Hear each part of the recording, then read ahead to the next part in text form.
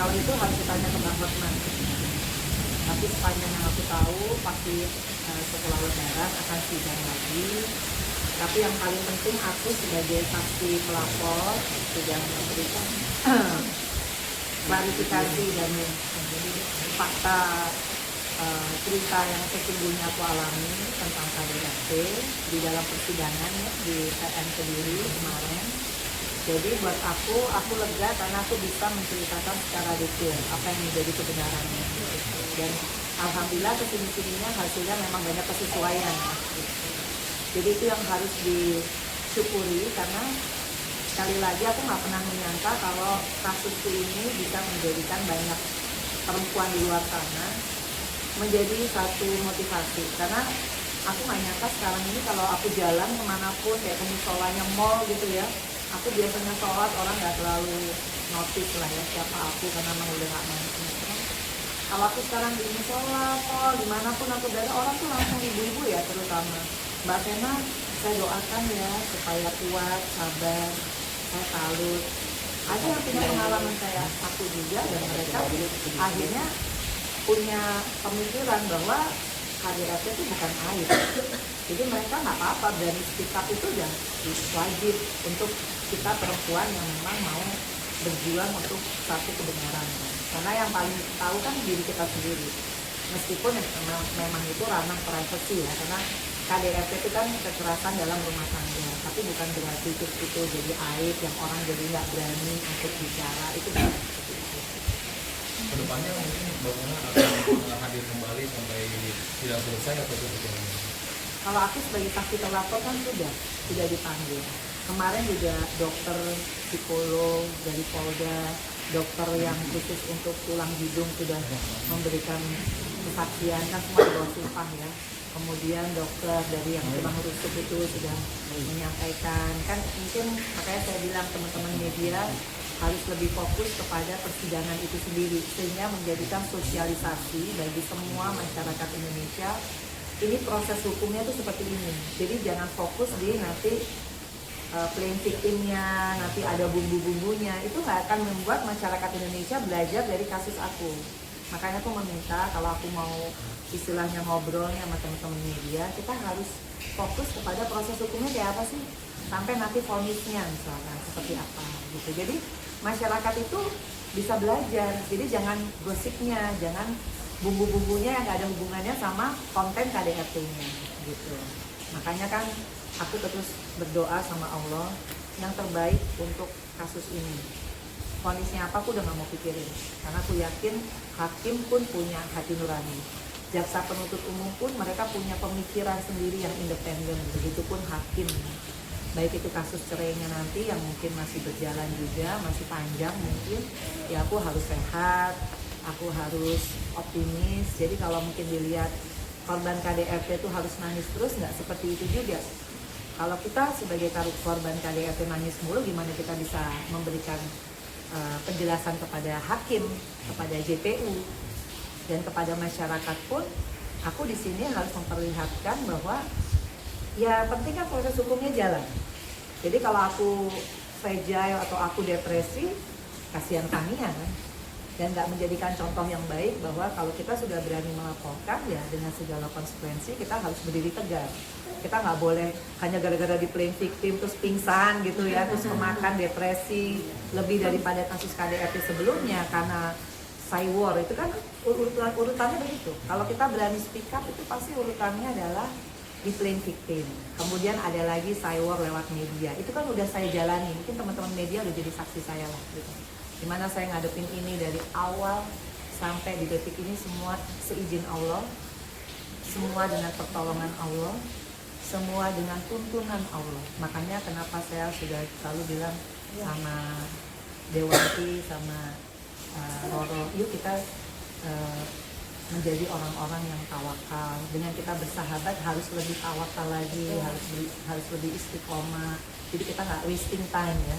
Udah nggak zaman lagi kita nih berteman terus hedon, terus ngomongin orang, terus misalkan pun saya difitnah, terus saya jadi kayak kebakaran jenggot, harus klarifikasi, panggil media, udah nggak di titik itu. Makanya waktu si Roro bilang, enggak, kenapa beritanya gini, dia suka panik kan. udah tenang Roro, karena sebenarnya aku nenangin dia termasuk nenangin diriku sendiri. Iya kan? Karena dia yang panas kan. Aku yang panas. Aku yang panas. Mbak kok mau sih gini nggak apa-apa. Aku melatih diriku untuk sabar. Dan itu nggak mudah. Sabar itu harus dilatih. Tapi Mbak Vena masih terkait traumanya apakah masih rutin datang ke Ya. psikolog atau Sebetulnya Nyai kan yang Iya, punya program itu ya. Iya, jadi setelah lebaran ini itu ya aku schedulkan ke Pak Deva, Umi Citra dan ke Dokter Diki untuk bisa melanjutkan dari kesembuhan dari fenomena dari hipnoterapinya, dari psikolog terapinya dan lain sebagainya, dan juga tes kesehatan ya, fisiknya seperti apa gitu, harus berkesinambungan. Jadi nanti insya Allah habis lebaran kita melihatnya. Makanya kemarin kan di sidang itu rekomendasi dari yang hipnoterapi yang selama ini aku jalankan dari bulan Januari sampai terakhir itu di bulan April ya. Itu menjadi acuan juga kan, menjadi rekomendasi, menjadi catatan gitu ya. Iya, nggak Oh panas kali. Iya. Sama sistem dulu kali. Iya, panas dia. Karena pasal yang disangkakan ada dua kan. Pasal 44 ayat 1 tentang fisik, KDRT fisik, dan pasal 45 tentang KDRT psikis. Jadi psikis itu tetap kita jalankan, karena kalau kita bicara trauma psikis itu setiap orang beda-beda. Kayak Roro udah hampir berapa bulan tuh? Dari September berarti udah kurang lebih 6 bulan. Ya. Aku udah dari Januari. Jadi ini benar-benar masalah KDRT ini yang paling susah adalah psikis, karena psikis orang nggak bisa ada ukurannya. Kalau mungkin fisik, oh iya kalau dia nggak cacat nanti masuknya ayat 4 misalkan gitu. Tapi kan sebetulnya mereka punya pola. Mereka tuh punya pola. Jadi kalau fisik itu ada beberapa pertimbangan. Misalkan kalau adanya mencoba menghalang-halangi misalkan pada saat kita minta tolong, pada saat itu kan bisa catatan juga di persidangan. Jadi ya banyak hal. Makanya aku minta media itu jangan mengambil masalah yang gosipnya, tapi esensi dari proses persidangan KDRT fisik dan psikisnya itu akhirnya jadi kelewatan.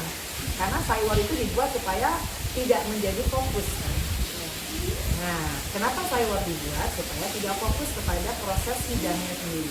Nah, kalau kita perhatiin proses sidangnya itu jelas kok, banyak banget kesesuaian pernyataan-pernyataan yang merupakan kesesuaian dengan fakta hukum yang sudah ada di BAP masing-masing. Tapi kalau yang saya sendiri masyarakat lebih kuat dibanding sebelumnya setelah terapi mungkin menanyai apakah sudah lebih baik sekarang setelah Kalau secara fisik, kalau kita ngomong lebih baik, saya bukan orang yang bisa menjawab, karena itu biasanya menjawab itu Pak Desta. Karena ada kayak saya harus berusaha tegar. Masa kalau saya di depan media saya nangis-nangis, mungkin omongan saya di persidangan nggak akan dipercaya. Biasanya harus terlihat tegas dan itu harus diupayakan. Makanya kenapa saya ikut hipnoterapi, kenapa saya ikut psikoterapi secara rutin, supaya saya makin hari makin lebih baik. Tapi kalau sembuh apa enggak, bukan saya yang menyatakan, tapi ahlinya. Makanya kemarin dari Polda kan kalau dilihat tuh di persidangan yang memberikan kesaksian sebagai saksi ahli saya kan adalah psikolog dari Polda. Karena psikolog Polda, psikolog pidana tuh beda sama psikolog biasa. Waktu saya di tes psikolog, waktu saya mengalami KDRT, itu psikolognya itu nungguin kita ngisi 300 pertanyaan, menggambar, mengapa. Dia tahu mana orang yang jujur bicara, mana orang yang manipulatif. Jadi kesimpulan dia itu nanti dipakai dalam persidangan. Ditambah dengan catatan yang selama ini saya ikut hipnoterapi itu. Yang selama ini sama Pak Despa dan Citra dan Dokter Diki itu dipakai juga sebagai acuan juga, penguat gitu. Jadi makanya saya selalu bilang ini media penting banget untuk juga menyeimbangkan proses sidang KDRT. Jadi supaya masyarakat tuh tahu. Jadi jangan hanya tahu, oh ya nanti taunya saya dibilang mau nyalek, makanya mengorbankan orang. Itu terlalu kecil nilainya, value-nya untuk masyarakat tahu tentang kasus KDRT. Karena kasus KDRT itu bukan masalah nyalek, gak ada hubungannya itu sebenarnya. Jadi ya saya minta untuk berimbang sehingga kasus saya ini nggak sia-sia. Jangan nanti setelah nanti vonis akhirnya beritanya turun, nggak ada pembelajaran tentang KDRT sama sekali. Tapi kalau kita ikuti sidangnya, orang jadi belajar, oh begini ketahapannya. Jadi nggak usah takut bagi semua perempuan Indonesia, nggak perlu takut kalau kita melaporkan nanti ada cyber, nanti ada fitnah, dan jangan pernah tidak dekat sama Allah. Karena begitu kita tidak dekat sama Allah, kita di cyber, kita pasti akan drop. Karena itu yang dimau, itu yang dituju. Dan aku memilih, aku harus dekat sama Allah sebagai cara supaya aku bisa melalui ini, memperjuangkan ini dengan cara yang baik dan benar. Sehingga terukur, kan harus terukur. Gitu sih. Ya, Mbak Vena, kebetulan tadi grup dengan kalian itu dibuat pendekatannya dan ada nggak sih goals dari grupnya sendiri? Goals, tujuan. Ya itu teman ibadah, Iya. Yang akan dibuat sahabat ya. dibuatnya udah beberapa bulan terakhir ini ya gitu. Jadi kita memang mempunyai goals adalah friendship until jannah. Iya. Ya. Setuju. Jadi nggak cuma di dunia kita bersahabat karena Allah, tapi kita sampai nanti insya Allah until jannah. Sampai aku pernah bilang sama mbak saya, kalaupun masa event nanti di akhirat aku belum kelihatan di surga, mbakku udah masuk bulan karena saking banyaknya amalnya mbakku. Panggil aku bilang sama Allah, bilang jangan aku tolong